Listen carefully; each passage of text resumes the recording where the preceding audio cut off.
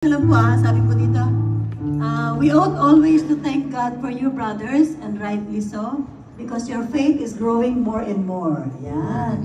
Is our faith growing more and more in the Lord? Amen. And the love every one of you has for each other is increasing. Is that correct, mga kapatid?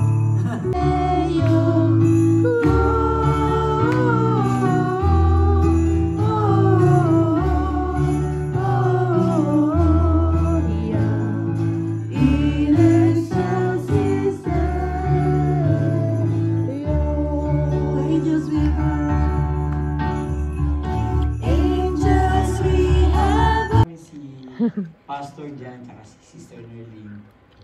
Nung nandun na po kami sa airport, so kasama ko si... We believe, we have the faith. Amen. Okay, thank you. Yee!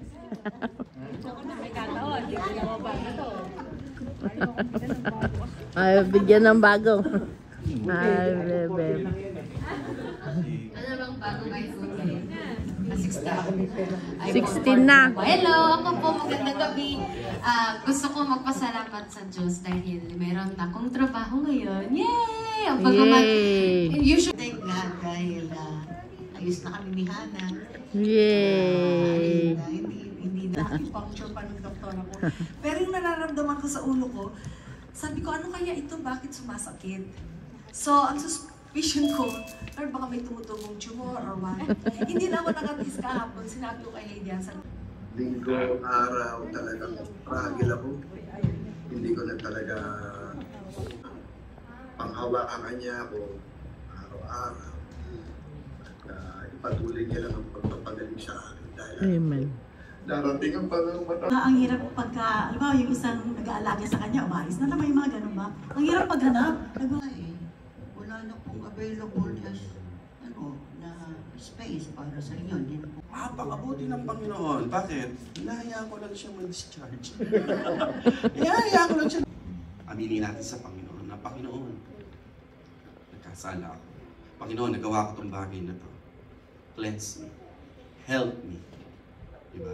Hihingi tayo sa Panginoon at lumalapit tayo sa Panginoon dahil kailangan. English, God is our refuge and strength, a very present help in trouble. Diba? Apakagan, ha? Oh, sa Tagalog. Sabi mo, sige. Ang Diyos ay ang ating ampunan at kalakasan. Handang sumaklolo sa kabagabagan. Yun na yun. So, ang Diyos ang ating saklolo. Tao, nung mo, ganito na lang ang tatagal mo. Pues, come to God. Sapagkat sa Diyos mo lang matatagpuan ang buhay na maaaring inanais natin. Everything, He is the source. Magtiwala tayo sa kanyang mga pangako that He is our strength. Siya yung ating buhay. Siya yung ating kanlungan. Siya yung ating pag-asa. So habang tayo nabubuhay, patuloy.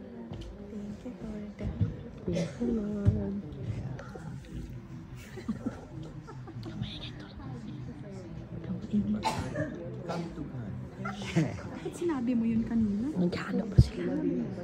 Adik ka sa cellphone. Wala sa... Wala ka sa...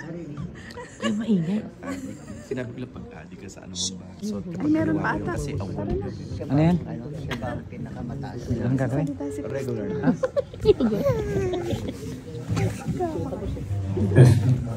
Maganda itong verse dito sa NLT.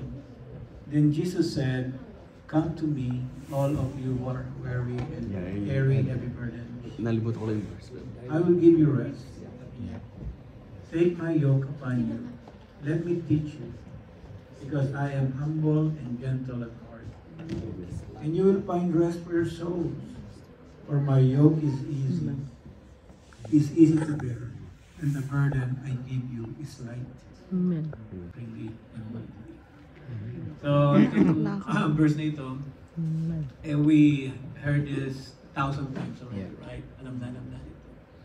Pero sabi ng ibang binabasa ko, this is actually the way of Jesus. And if you really want to experience the rest of Jesus, you have to be still and to be in the presence of the Lord. Diba lahat tayo merong phone? iPhone.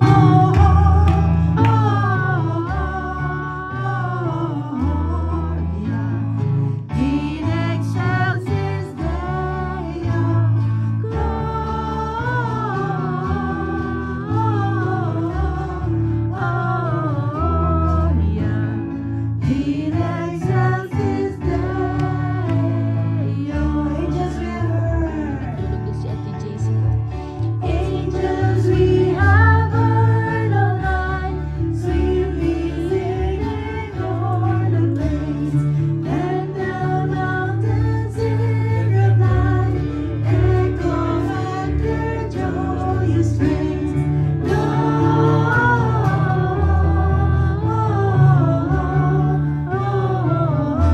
Gloria, He exalts His name. Walang mata to. Walang muka. That's just a leg.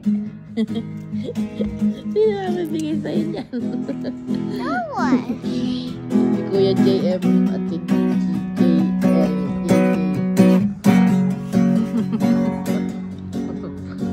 Nandun pa. Ano pang star? Cute niyo.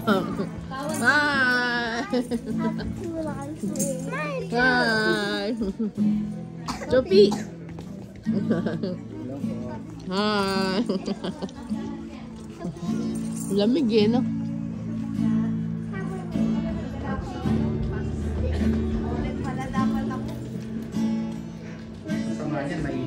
Kasi winter. Yeah. Ah!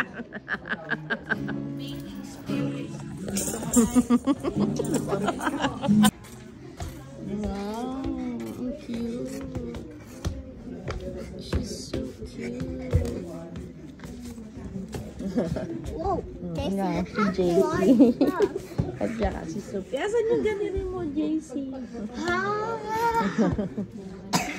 I cannot unpack. Unpack?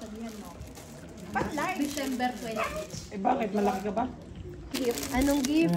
Ang sinuggest ko 15 to 20, pero hindi ko alam kung ayos mo sa lahat yun. So, 500 daw kay Rubenot. Hi, JC. Wow! Ay! Hi! Saan ba yan?